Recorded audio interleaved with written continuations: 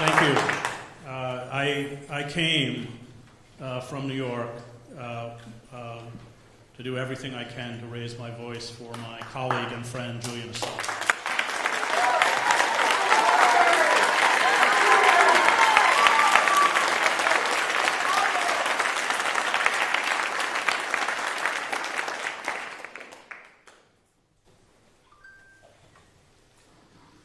Ask the Iraqi parents of Sabiha Hamid Salih, age 15, and Ashfaq Hamid Salah, age 16, who were killed by shrapnel in Baghdad on July 31st, 2004, what they think of Julian Assange.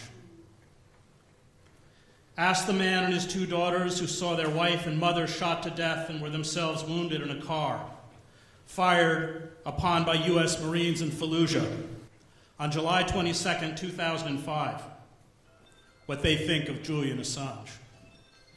Ask the parents of Huda Halem, an 18-year-old girl, and Ragha Muhammad Halem, a 5-year-old boy, shot dead by U.S. soldiers on June 2, 2006, in Iraq's Dahlia province, what they think of Julian Assange.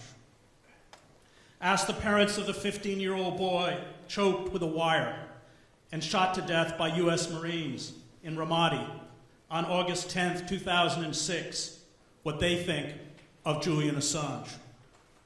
Ask the relatives of Ahmed Saleh Mohammed, who was shot dead on November 27, 2006, when U.S. troops attacked a wedding party near Mosul, an attack that also left 4 wounded, what they think of Julian Assange. Ask the families of the over 12 people shot to death with a .50 caliber machine gun by bantering U.S. Apache helicopter crews in East Baghdad in July 2007. The crew members can be heard laughing at the, quote, dead bastards, unquote, and saying, quote, light them up, and keep shooting, keep shooting. A massacre that included 2 journalists for Reuters, Namir Noor Eldin and Sahid Chamak, what they think of Julian Assange. Ask the then 10-year-old Saja Mutashar and his 5-year-old sister Doha, both wounded, whose 43-year-old father Salah was shot to death from the air as he attempted to assist one of the wounded men in the street, what they think of Julian Assange. There is nothing like the boot of the oppressor on your neck to give you moral clarity. None of these war crimes and hundreds more reported to the U.S. military but never investigated would have been made public without Julian, Chelsea Manning, and WikiLeaks. And that is the role of journalists, to give a voice to those who without us would be denied a voice, to hold the powerful to account, to give the forgotten and the demonized justice, to speak truth. We have watched over the last decade as freedom of the press and legal protection for those who expose government abuses and lies have been obliterated by wholesale government surveillance and the criminalizing of the leaking and, with Julian's persecution, publication of these secrets. The press has largely been emasculated in the United States. The repeated use of the Espionage Act, especially under the Obama administration, to charge and sentence whistleblowers, has shut down our ability to shine a light into the inner workings of power and empire. Governmental officials with a conscience, knowing all their communications are monitored, captured, and shared by intelligence agencies, are too frightened to reach out to reporters. The last line of defense lies with those with the skills that allow them to burrow into the records of the security and surveillance apparatus and with the courage to make them public, such as Edward Snowden, Chelsea Manning, and Jeremy Hammond, now serving a 10-year prison term in the United States for hacking into the Texas-based private security firm Strategic Forecasting, or Stratfor. The price of resistance is high, not only for them, but for those such as Julian willing to publish this information. As Sarah Harrison has pointed out, this is our data, our information, our history. We must fight to own it. Even if Julian was odious, which he is not, even if he carried out a sexual offense, which he did not, even if he was a poor house guest, a bizarre term for a man trapped in a small room for nearly 7 years under house arrest, which he was not, it would make no difference. Julian is not being persecuted for his vices. He is being persecuted for his virtues.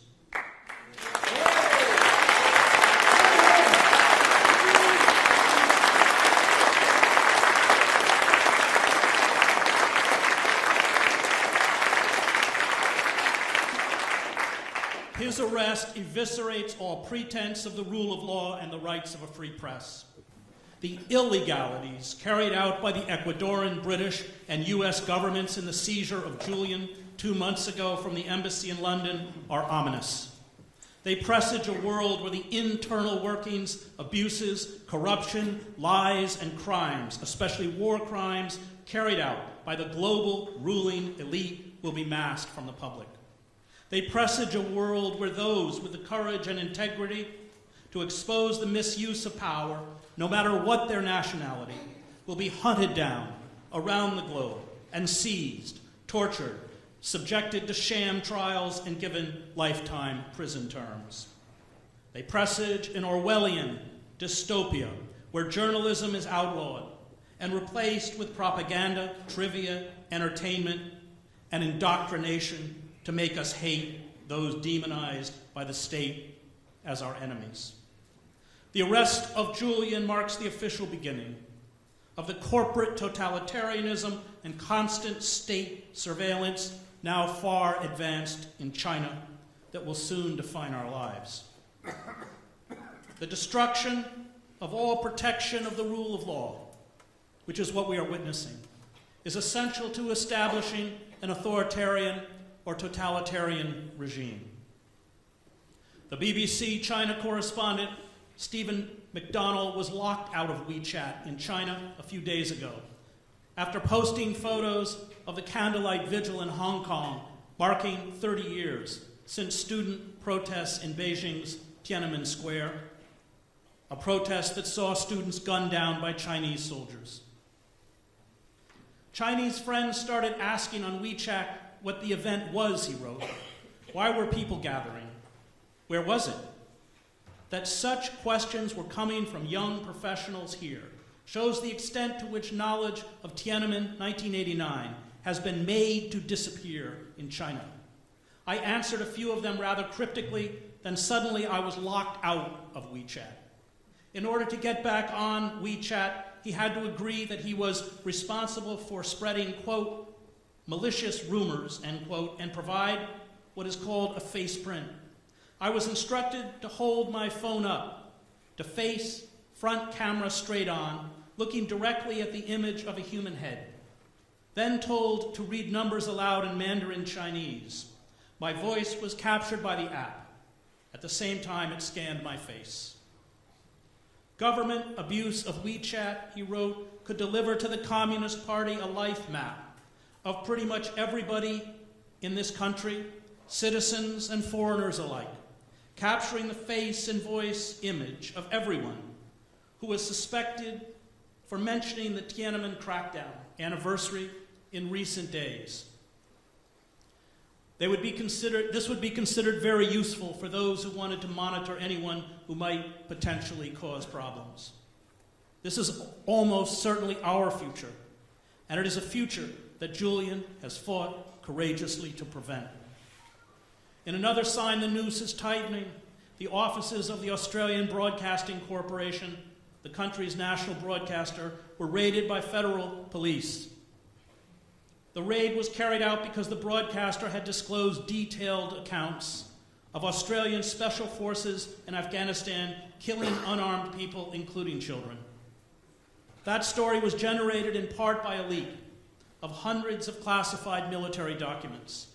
The police raid and search through raw footage and thousands of files, emails, and internal documents appear to be a hunt for the source, who will no doubt be arrested and imprisoned.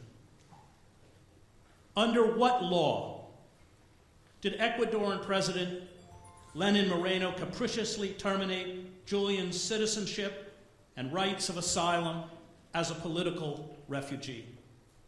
Under what law did Moreno authorize British police to enter the Ecuadorian embassy, diplomatically sanctioned sovereign territory, to arrest a naturalized citizen of Ecuador? Under what law did Prime Minister Theresa May order the British police to grab Julian, who has never committed a crime? Under what law did Donald Trump demand the extradition of Julian, who is not a U.S. citizen and whose news organization is not based in the United States? The psychological torture of Julian, documented by the United Nations Special Rapporteur on Torture and Ill Treatment, Niels Melzer, mirrors the breaking of the dissident Winston Smith at the end of the novel, 1984. It is said the Gestapo broke bones and the East German Stasi, secret police, broke souls. Today, we too have refined the cruder forms of torture of the Gestapo. We break souls as well as bodies. It is more effective. And this is why Julian, his physical and psychological health in serious decline, has been moved to a prison hospital. We can all be taken to George Orwell's dreaded Room 101 to be made compliant and harmless. These special administrative measures, and you can be sure there are American intelligence operatives here assisting the British in the psychological torture of Julian, have destroyed thousands of detainees in black sites around the globe. These techniques, including prolonged solitary confinement, are the staple form of control in maximum security prisons in the United States, where the corporate state makes war on its most oppressed and politically astute underclass African Americans. There has been, at the same time, a constant, coordinated smear campaign against Julian by our thought police, one that is amplified by the very media organizations that published WikiLeaks material. The campaign was detailed in a leaked Pentagon document prepared for the Cyber Counterintelligence Assessments Branch, dated March 8, 2008. The document called for eradicating the feeling of trust that is WikiLeaks' center of gravity and destroying Julian's reputation. The character assassination was championed by the Democratic Party establishment after WikiLeaks published 70,000 hacked emails copied from the accounts of John Podesta, Hillary Clinton's campaign chairman. The Podesta emails exposed the donation of millions of dollars from Saudi Arabia and Qatar, two of the major funders of Islamic State, to the Clinton Foundation. It exposed the $657,000 that Goldman Sachs paid to Hillary Clinton to give talks, a sum so large it can only be considered a bribe. It exposed Clinton's repeated mendacity. She was caught in the emails, for example, telling the financial elites that she wanted to, quote, open trade and open borders, and believed Wall Street executives were best positioned to manage the economy, a statement that contradicted her campaign statements. It exposed the Clinton campaign's efforts to influence the Republican primaries to ensure that Trump was the Republican nominee. It exposed Clinton's advanced knowledge of questions in a primary debate. It exposed Clinton as the principal architect of the war in Libya, a war she believed would burnish her credentials as a presidential candidate. Journalists can argue that this information, like the war logs provided to WikiLeaks, should have remained hidden, that the public did not have a right to know, but they can't then call themselves journalists. WikiLeaks has done more to expose the abuses of power and crimes of the American empire than any other news organization.